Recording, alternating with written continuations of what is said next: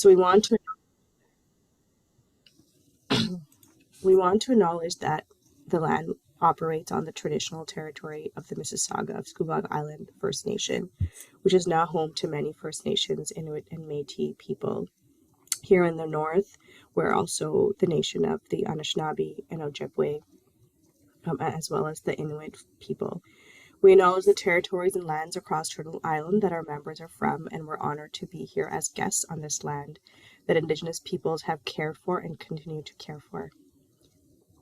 And as we come together on this unceded territory, we just want to acknowledge our relationship, the colonialist history, the devastation, and the destruction that it has caused and that we have been part of deliberately and non-deliberately, and the ways that we continue to damage the lives of so many Indigenous people, and a recognition of the historic importance of the people, the land, and the culture is also collective, and clearly also linked to our mission here at CCMW in challenging the truth and reconciliation and celebrating our diverse communities. So I'm just going to pass it on to Aisha in just a moment. I wanted to just introduce the agenda today. So we're really focusing on the praxis. So we're focusing on bridging the gap between the theory and the practice of what it means to be part of an ummah, and how that's a very bilateral relationship. We need each other, but we also need to give back and pay it forward. And that it's not just an abstract concept. And since the sisterhood as a facet is what we're focused on today, and really how to bring that to life, and as we explore identity and what identity means to each of us. Just to give you a little bit of a recap. So this, from conception to birth, today's event was less than, I think, 6 weeks, and it was very seamless and easy. I actually met Aisha 20-minute walk from my home. And the reason I didn't drive that day was because it was the middle of a blizzard and my husband couldn't shovel out the vehicle. And he said, "Where are you going with such fervor?" And I was like, "No, Aisha's bringing her enthusiasm on it. And it's so infectious. Even in the storms, she drove a little bit to come and meet me. And I walked over, and it's definitely one of those moments where I think we were the only people in the cafe, and we kept the cafe open for a little bit longer, and we planned this event. So again, even though we have Q&As at the end, and the design is a fireside chat, again, please feel free to put any questions on the chat. So I'm just going to turn it over to Aisha and then to Wafa to introduce themselves. And while they do that, I just would ask everyone to reflect on what identity means to them. I can share quickly that for me, identity, and not to oversimplify it, but it is the sum of all my experiences and the glasses that I have on, and sometimes the glasses that I change inadvertently to see the world through the lens and through the culmination of my different experiences, and what meaning and sense I attach to events, behavior, and actions as well. So I'll pass it on now to Aisha. Thank you very much.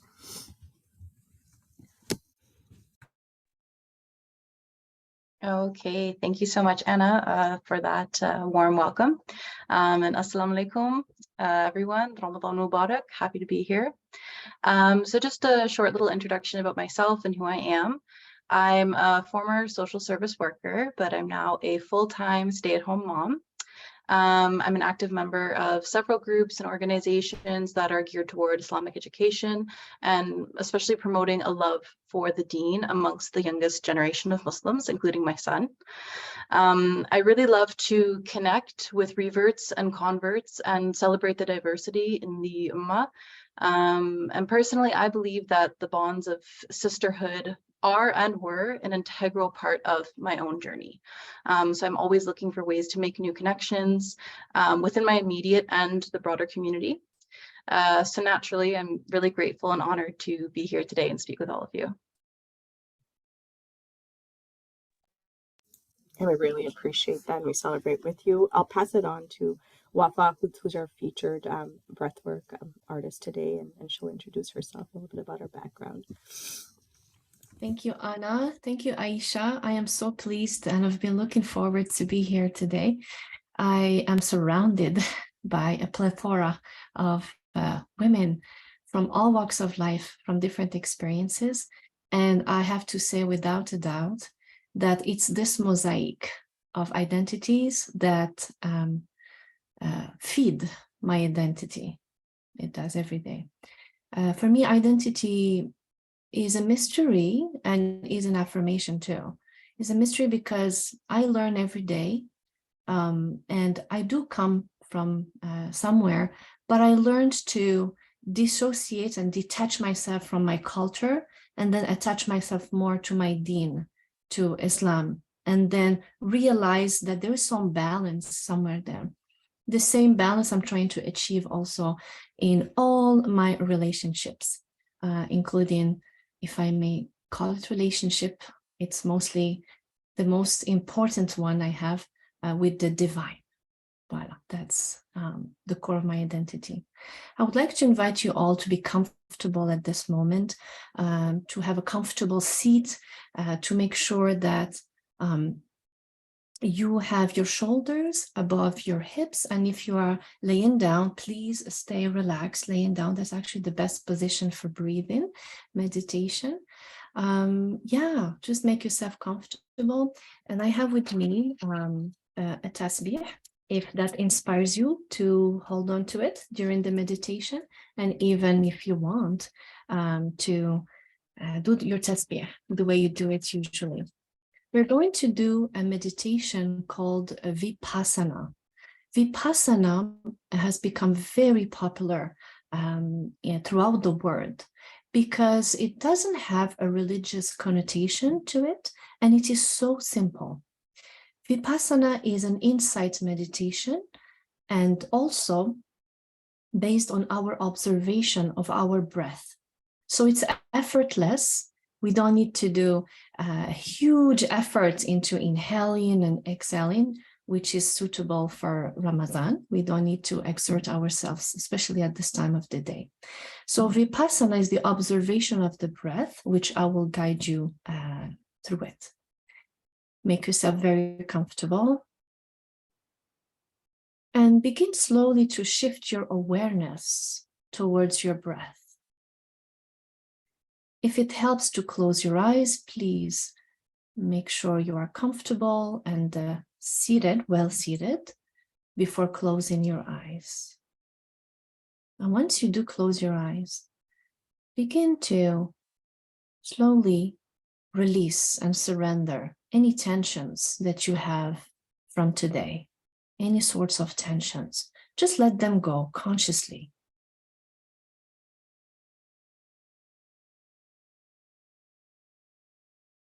And as we begin with this intention of surrender, surrendering what needs to be surrendered, we will continue with a sound of a ball, just to mark the beginning of the meditation, and the sound of a ball to mark the end of the meditation.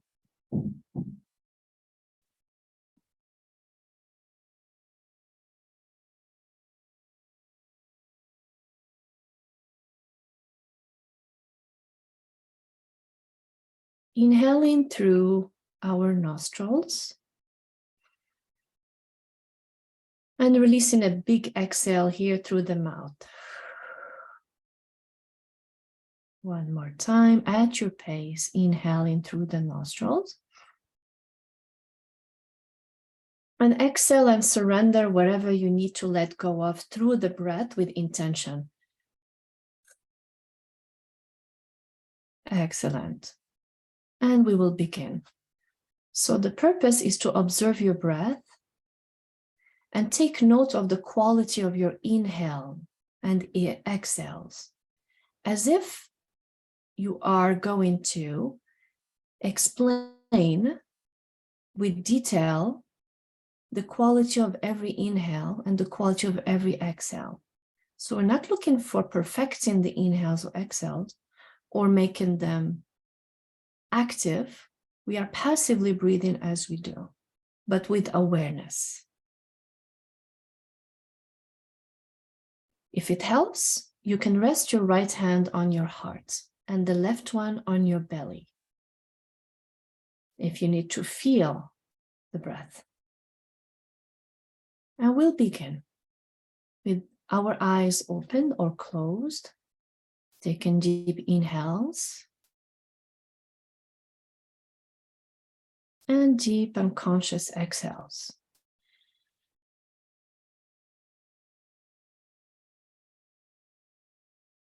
Continuing for a cycle of 5 breaths.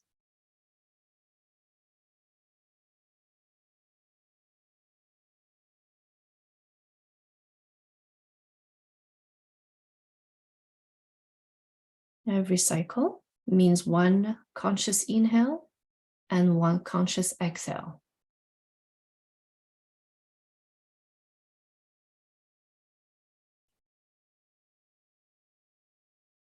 Don't hesitate to make your breath audible if you have your microphone off.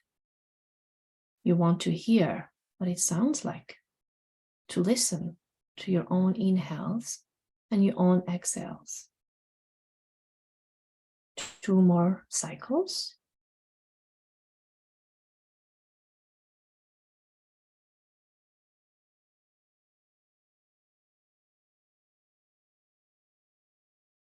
And the last one.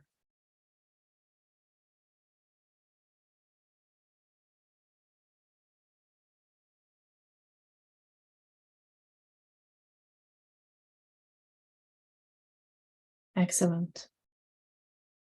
If you manage to feel that you were centered around your breath, you managed to do this meditation, Vipassana. The goal to have the benefits, which are a better focus, a calmer mind, a centered mind as well, and so on. There are so many benefits. You need to practice it every day, any time of the day where you are in a safe space, you're not driving your car, for example. 5 minutes, 30 days. That's what they say. But I would like to add to that 6 weeks. Because if you see in many religions, actually, a lot of transformation and things happen within 6 weeks. So this is just an introduction to a style of meditation you can do during Ramadan to quiet the mind or to feel more centered or focused before an event such as this one or before anything. And you don't need to have a reason to do Vipassana. So we'll do it one more time, again with the same cycle of breaths. And I will begin with the sound of the ball. You can change your body position. If you feel tired sitting, you can lie down. It's actually ideal for the diaphragmatic breathing to happen naturally.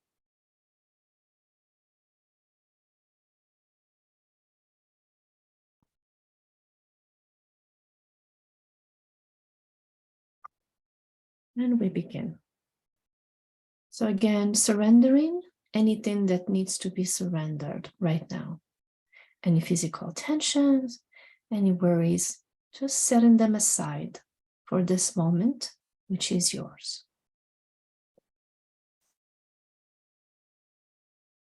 You can choose again to rest your right hand on your heart center to feel your breath and your left hand on your belly, or choose to hold a tasbih, like I suggested in the beginning, or being still.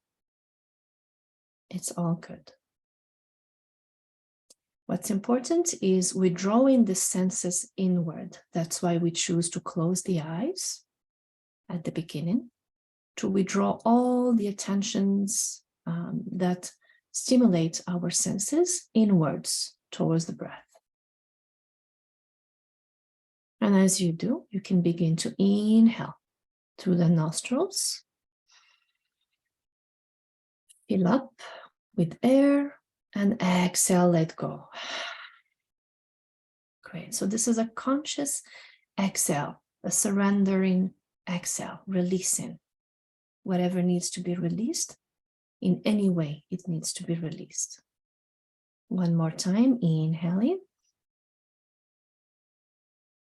And exhale with a sigh if you want. And release. The reason we do this is to stimulate the vagus nerve, which passes through the body, especially the neck. And when we make that sound, when we exhale, it does stimulate this important nerve to activate the relaxing parasympathetic system. Let us begin. Shifting our focus inward, observing the breath without judging it, becoming the observer of the body. And as we do so, we start feeling the inhales and maybe deepening a little bit more, if it's available in the body, the inhales and the exhales.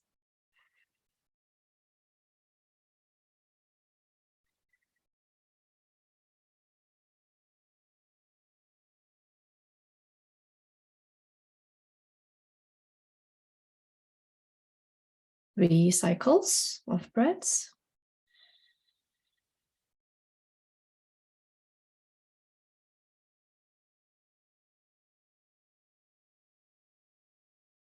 And again, anytime the mind starts intellectualizing this moment and saying maybe what are you doing right now, let it be and come back to the breath, the quality of the inhale, the depths of the exhales, and the quality of the breath.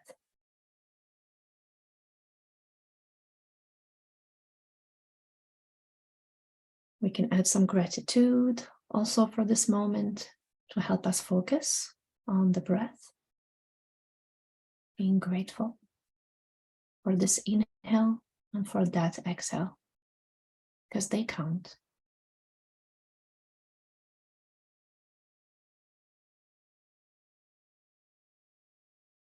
Excellent. One more cycle of inhale, conscious inhale, and conscious exhale.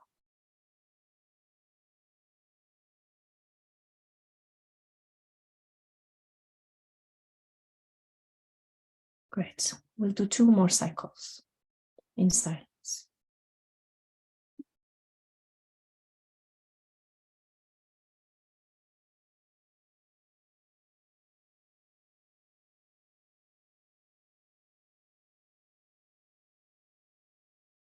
Great. If your eyes are closed, keep them closed for a few seconds. And let's all rest our right hand on our hearts and our left hands on our belly. And feel now the breath expanding ever so slightly with every inhale and every exhale. So let's inhale together. And exhale. Great. So now I would like to invite you to begin to open your eyes and begin to exhale with pursed lips, like you are celebrating a birthday and there are candles in front of you. So it's with that dynamic of controlled exhales. All right. Let's inhale, or maybe like the wind, if you're inspired by the wind. Inhaling and exhale with pursed lips.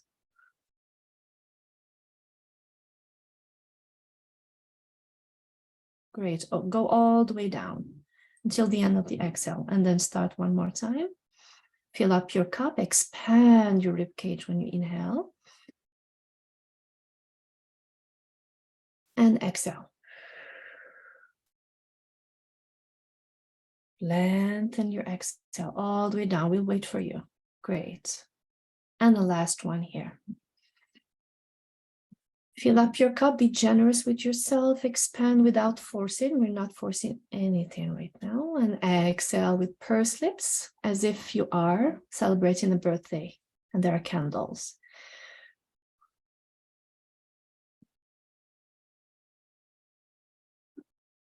Great, releasing your hands. And if you are comfortably seated right now, and if it's possible to stretch your arms to look sideways, and then just stretch your arms all the way up. Inhale and exhale down with your hands towards earth. One more time. Just rolling the shoulders a little bit here, warming up the shoulders, and exhale down. Great. Just twice. And if it's possible to roll the shoulders up and back, especially if you have been working on the computer. This can feel great before an event, and we can feel a little bit refreshed, hopefully. Great.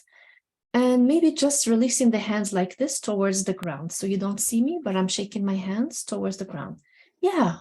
Again, that idea of surrendering, releasing tension. Whatever doesn't serve us, we let it go. It's Ramadan, and we focus on the divine.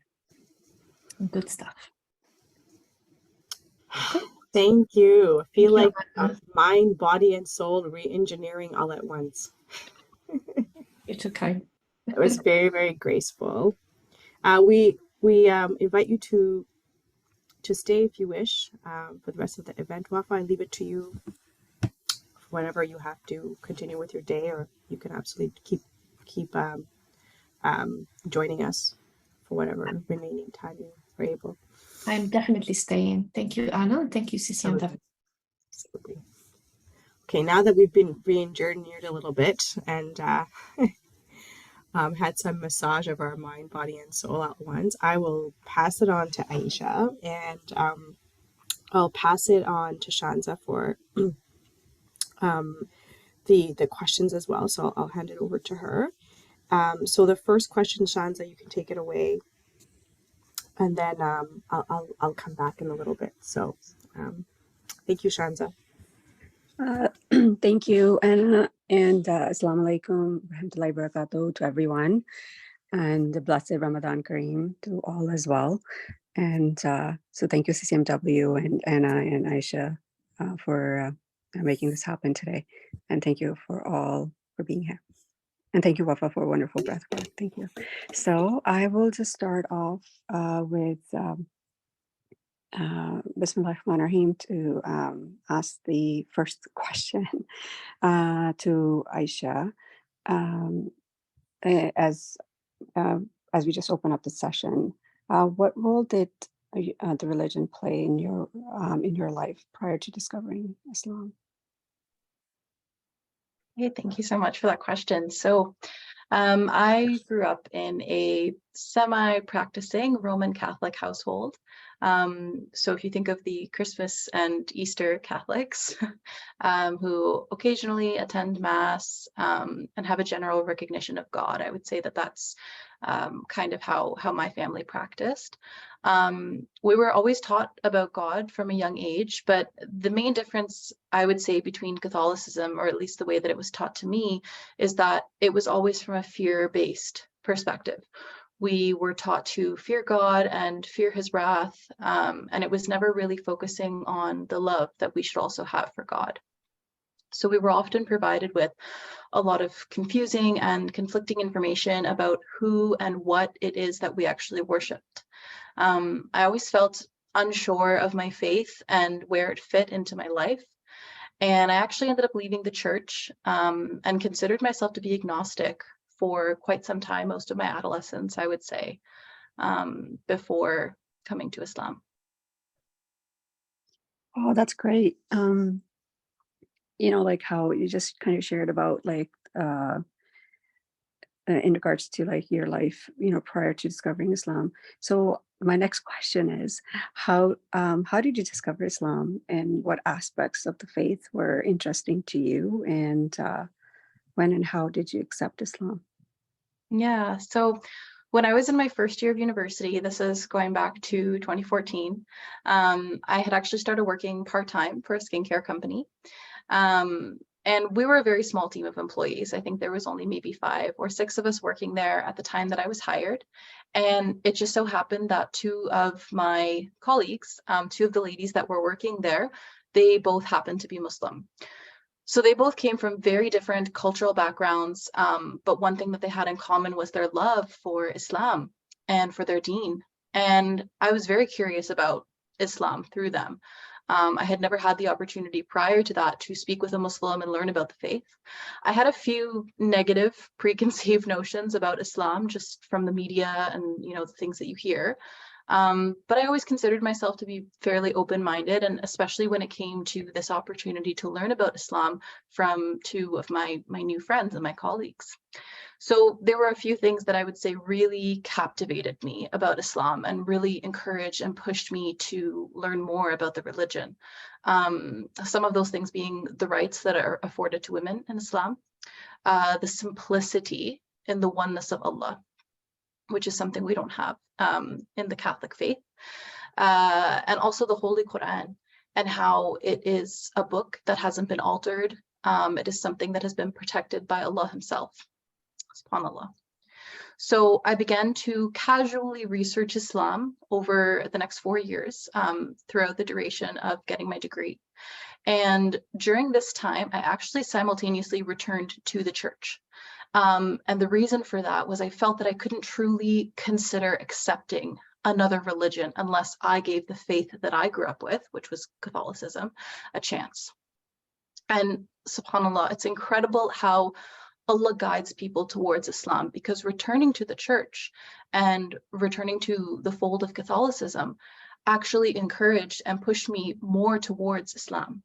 Basically, seeing those differences between Catholicism and everything that I had been learning about Islam, it really taught me that there's no question, there's no doubt that Islam is the truth. So by the time I graduated from university, I knew that I wanted to accept Islam. I wanted to start living my life as a Muslim. I had already made several big lifestyle changes. I had fasted one full Ramadan as a non-Muslim, which was an absolutely incredible experience. I'm so grateful for that.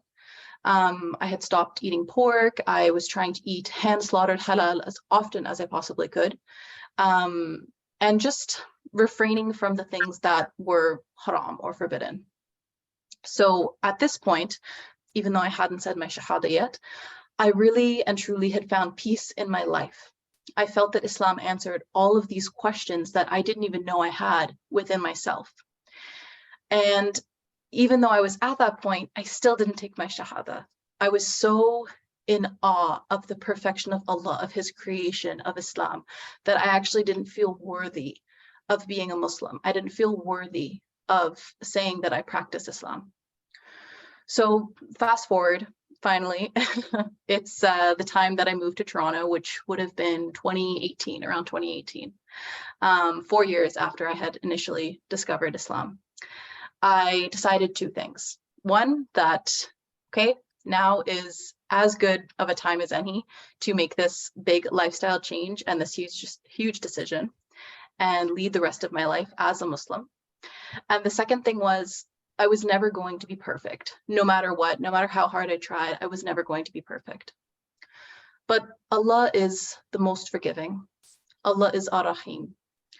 Allah says that if we walk towards him, he will run towards us. So I made the decision to go to ISNA and say my Shahada. And that was July 13th of 2018. So it will be 5 years this year that I've been Muslim. Alhamdulillah. Wow, that's so beautiful. And thank you for sharing your, your journey into Islam and also like not only just discovering Islam, but also discovering yourself, right? So I think that's so beautiful.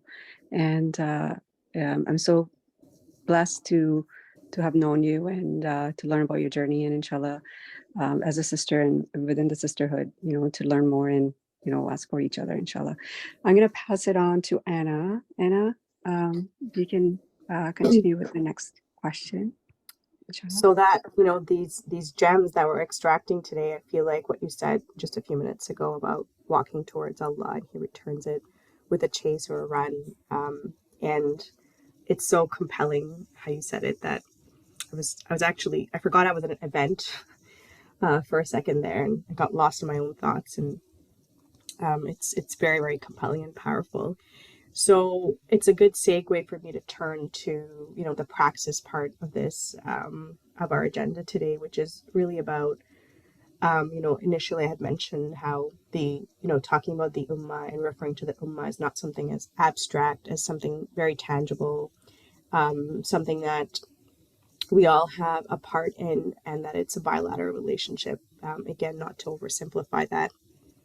But I think really, as we talk about the mosaic of our cultures, which also Islam is comprised of, and different ethnicities and backgrounds and lived experiences.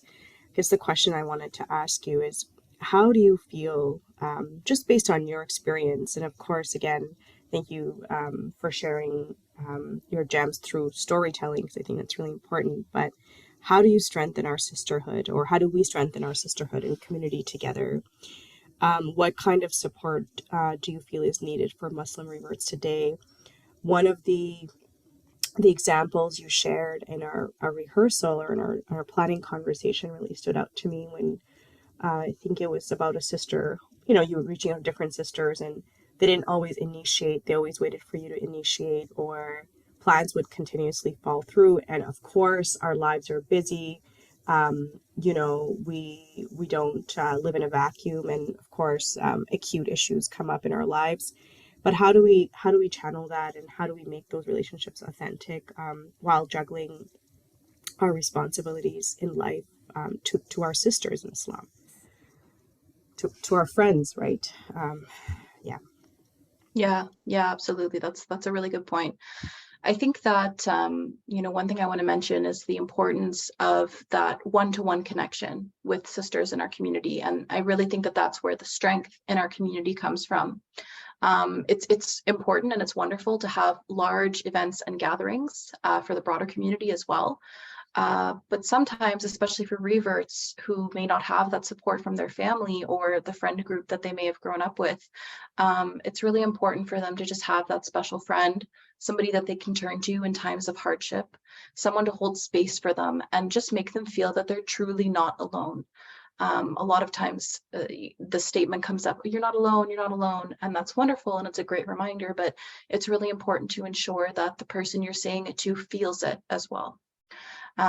So I think it's important to remember we should validate someone's emotions, especially if they come to us to share something deeply personal or deeply challenging, something that they might be experiencing. And we can always make dua for that person and tell them that we're making dua for them. But just thinking about, actionable things that we can do to actually help them through whatever it is that they might be going through. So practicing empathy and compassion for our sisters. This is something that will not only benefit our community, but it's also something that is loved by Allah as well, especially during the month of Ramadan. And I think when we talk about authenticity, we have to consider integrity as well. And we have to live our lives with that integrity. So if we make a commitment to offer some kind of support to our sisters, then we should do our absolute best to try and follow through with it. If for some reason, things happen and we may have to cancel or take a step back for whatever it might be, at least if we are communicating that to them, it goes a long way. And then in terms of some examples of some actions that can be taken, the month of Ramadan is a perfect time to make those connections, establish those connections. So whether that be extending your hand and inviting a sister or a new Muslim for iftar with you or your family or whoever it might be, asking to go to Taraweeh prayer together. These are all really great examples of how you can kind of make that sister feel that she's truly not alone, that she has people in her community who truly care and they're not just going to be supporting her from a distance. So those are some things that I think could really benefit the community. Yeah, that really strikes a chord with me, because I think in our digital lives, we do live mainly digital lives. It's so easy for us to abandon each other, right? But we just have to realize that some of that, it can manifest, or it can be perceived as, to be honest, microaggressions, right? So microaggressions, it could be that we celebrate one sister for something and not another sister, or it could be that we invite a certain group, but because someone's either a revert or someone doesn't look like us or is outside the maybe the common age range of the group or the dominant age range, we don't invite them or exclude them, or we just ghost them. I think it's just so easy in our social media lives, which is encapsulated by social media and other, just our digital devices even, to abandon each other. And it has actually been linked to rejection and mental health, like rejection within sisterhoods and especially faith-based groups has been directly linked to poor mental health. So sometimes we refer people to services like Aisha was mentioning about validation, especially when someone's vulnerable. Like vulnerability is a strength. And I think that even sometimes I forget that when someone's vulnerable with me, we sometimes judge instead of really applauding that person for being courageous. I think that's really, really pivotal in this conversation too, that they've trusted us. So I now feel really privileged when someone turns to me with an issue or just extends their hand, and I try to make a deliberate effort because it says something about yourself that they did reach out. So thank you for those actionable items. And yeah, I just had wanted to add a few associated ones. So the next chapter will just sort of, I guess, move into the present a little bit, just mindful of time. So if the factors were shifted in your life, for example, maybe you hadn't married yet, maybe you didn't have your son, so you hadn't, welcomed motherhood. Do you think that anything would have changed for you, Aisha? Because I do think that for some, the journey to Islam is, a battle. For some, it's a crusade. I have many revert family members, and I think for some, it was a very easy transition. Like it's like as if that was their life that they should have lived for 20 years and they were in like another body, another space. But I think for many, truly, it is a battle and a crusade, and it could be really filled with isolation, or like dysmorphia, where you have like 2 lives that you're living, or even 3 lives at times. Yeah, I think that for reverts specifically, a shift in their iman is expected to happen when they get married or when they have children. These are major life events, and a lot of change comes with it. And I think to some extent this is absolutely true, and maybe for some more than others. But what I would say to sisters that may feel lost or like they're losing this uphill battle in their journey to Islam or with Islam, is to turn to your sisters in Islam. Find your community and find strength in that community. For me personally, the biggest shift in my faith, it wasn't when I got married, or it wasn't when I became a mother. It was actually when I reached out to the group of sisters in my community, specifically Amana sisters. Some of them are here today, I think. So it was when I turned to them that I finally felt like I belonged to the Ummah. It wasn't just this foreign concept that I had heard about and didn't feel that I was a part of. And the sense of belonging is something that I had never felt before in my entire life. So it really inspired me to change, and it boosted my iman and made me feel that I was truly a Muslim who belonged to the Muslim community. And I think it's important to remember that Allah will never burden us with more than we can handle. But when we do feel that we're close to that breaking point, it's important to remember our sisters in Islam and allow them to carry some of that weight with you, because it can be very heavy, it can be very burdensome. But yeah, I would say that finding that community, finding that sisterhood is really what the biggest shift in my life was for me, more so than marriage and motherhood.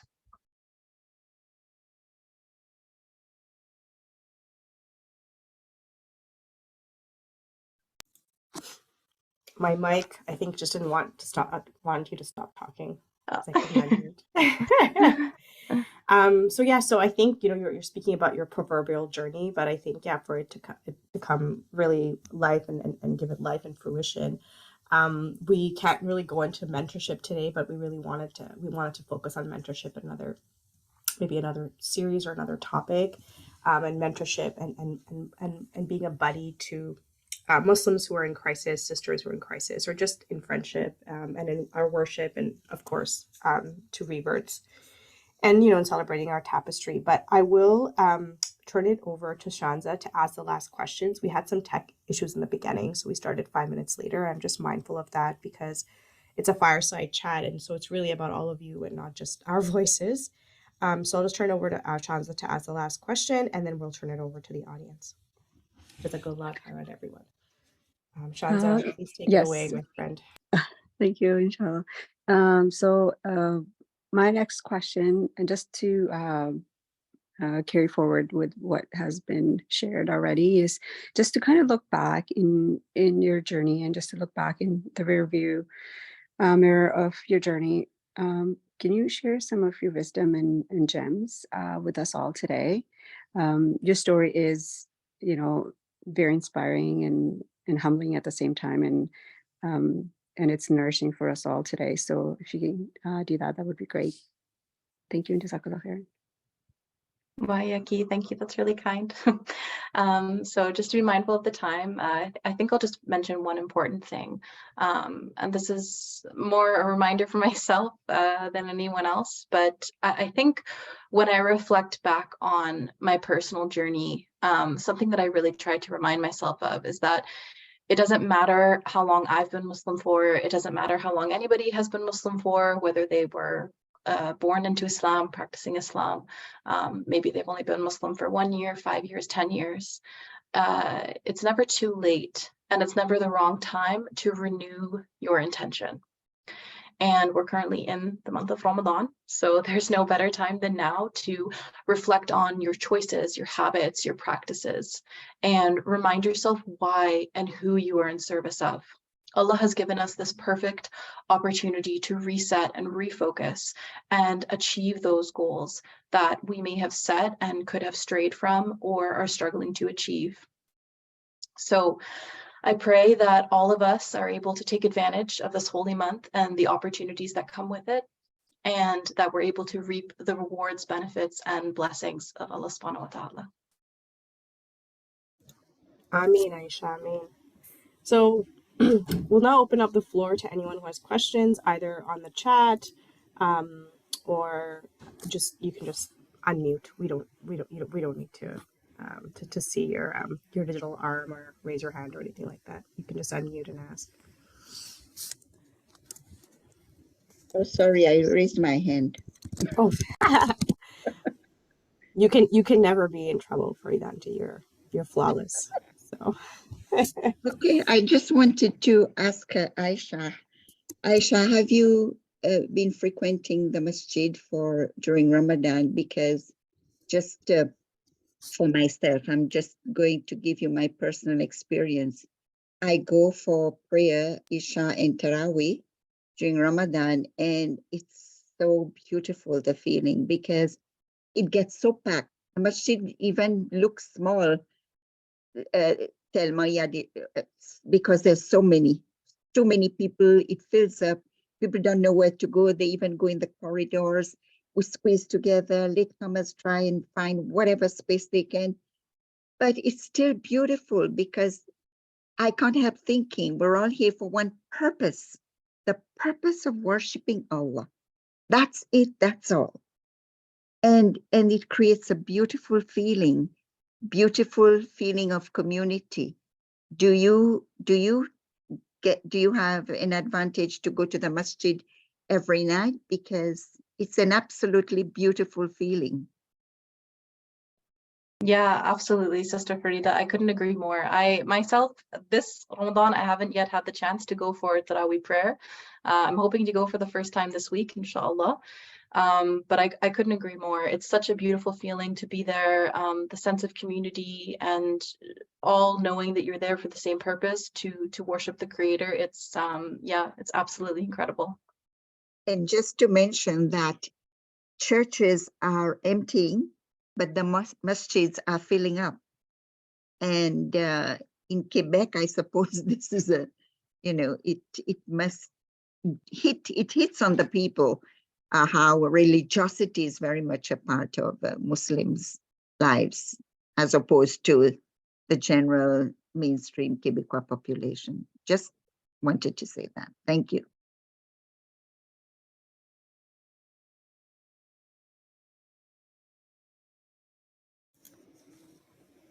I think what you said is so touching. I think that worship brings us together, but I can't lie. When I go there, I still look forward to seeing familiar faces I haven't seen in a while, and resetting those connections.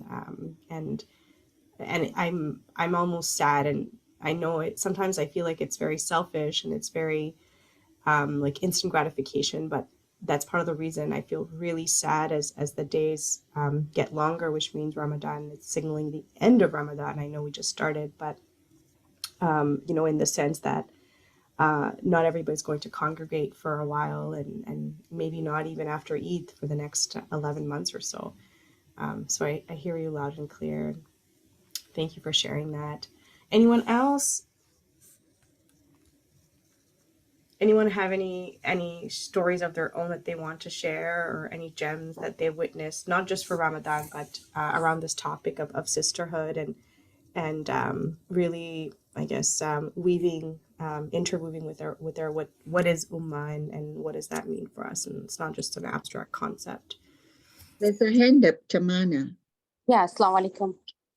Walaikum salam. Sorry, I couldn't see your hand. No, Thank that's you. absolutely fine. No problem. I'm actually invited by Anna. This is Thank you my for first. attending. It's beautiful. Thank you No so problem. much for taking the time No today. problem. Honestly, I wouldn't even realize such a blessed platform before I attend today. So, just to echo with Sister Aisha, who shared her journey with this platform, and really nice to hear that. I want to share one of my personal journeys, if you guys let me go for a few minutes to continue. So, actually, what happened? I met one of the sisters. She was also a revert. Her name was Aisha. Back in 2013, in one of the mosques in Toronto. So, I don't know. Like, I felt like giving her a little bit of support because she told me that she's a revert. She was having issues with her parents at home, and she just got divorced from his husband with a pregnancy, and a lot of stories anyway. So with whatever I could, she reached out to me with asking some of the clothes, and I started to give her, and then I started to support her. Whatever I had back in the days, I was a student, I didn't have my job. But Allah granted me some opportunity to help her with whatever I could. And I used to give her psychological support through the call anytime she was not feeling good, and giving her small tips how she can integrate being in her life and start practicing it.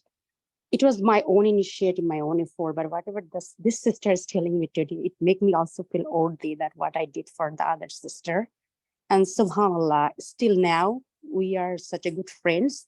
She's a born in Canadian, like totally culturally, no match with me, no match with nothing. Like the only thing that connects us together is Islam and our sisterhoods. And she's such a blessed and nice Muslimah. She does her tahajjud. She does all the pillars of Islam, subhanAllah.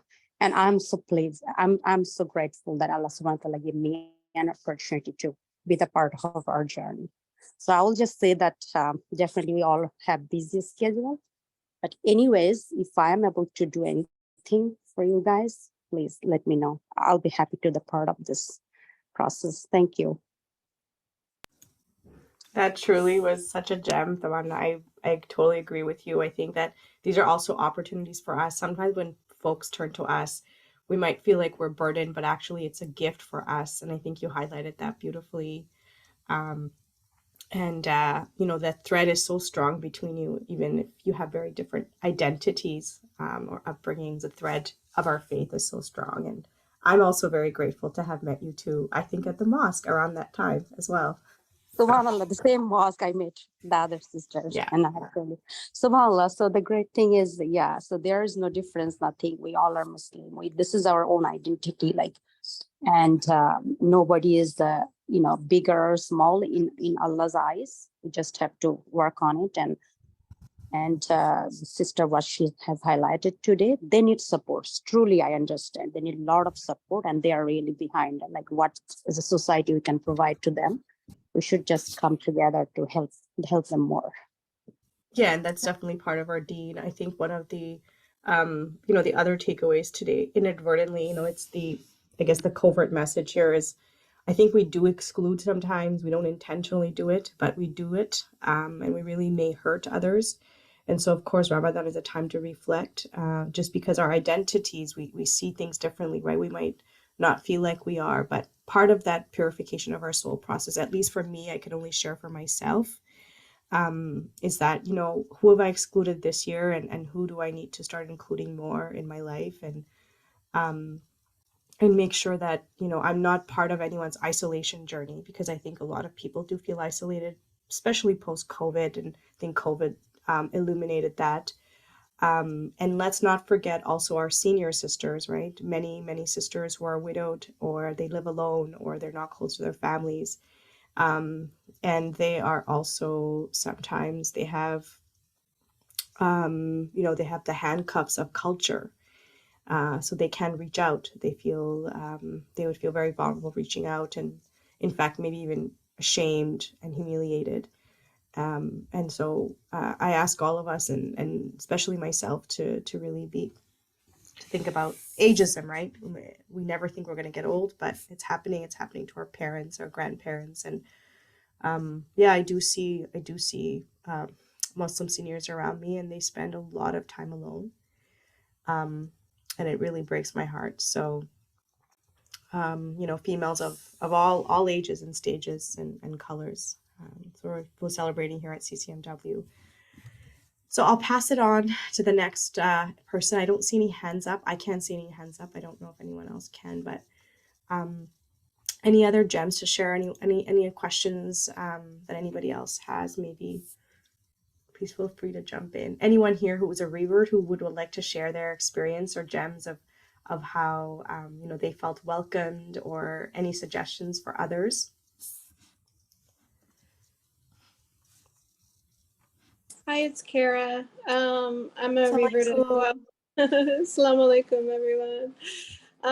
Yeah, I reverted to Islam just over a year ago. So Ramadan last year I was brand new, and I knew almost nothing about it. So I did like the physical fast, but I was connected online communities, but I wasn't really connected to any in-person things. So that was very difficult. That's when I thankfully started getting hooked up with CCMW, which was wonderful. But I really noticed the difference between last year and this year, since I started going into the mosques in my community and going to classes and, building community. It's, I'm like, last year I didn't even know what an iftar was. This year, it's like I've got my choice of, so many different ones each night, right? And I agree with you. It's the sisters who come up and want to ask your name and say, hey, I'm so-and-so, nice to meet you. Like, actually make you feel welcome. And then the next time you go back in, they come up and remember your name and, look to see when you're coming back, and just really build kind of this little family around you, right? That's what gives you the strength to keep going on when things are difficult in other parts of the walk. So just for all of you women, all of you sisters out there who have done that for reverts, thank you, and keep it up. Yeah, I think it's great to hear from another revert, and Kara is like one of our newest additions, babies to CCMW. So I'm glad you joined us today. So it is 6 o'clock, but if anyone wants to stay and has comments for just a few more moments, of course we thank National for being here with us here today on a Sunday, for all the tech facilitation. And we do want to let them go soon, but for sure we have like maybe 3-4 minutes on this call if anybody else has anything else to add.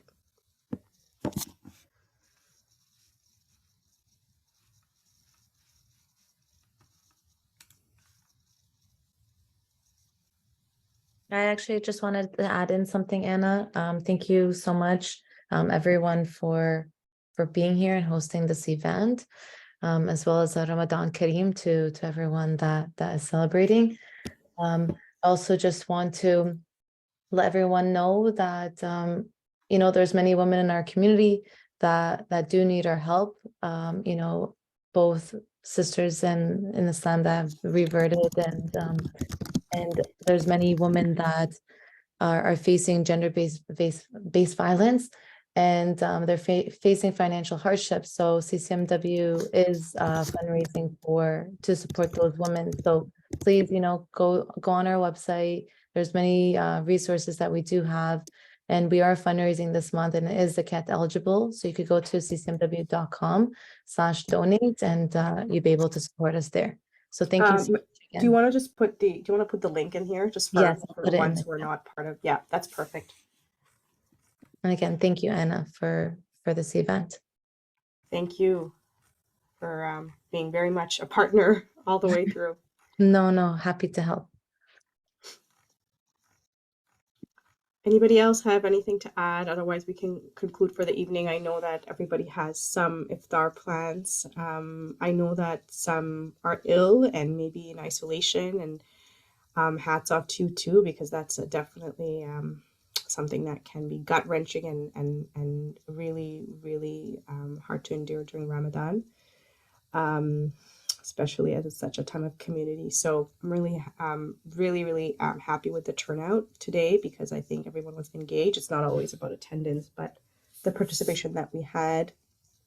And I continue, I continue to welcome any comments. And we as CCMW continue to always be open. Our doors are open for suggestions, even for like fundraising ideas, of course.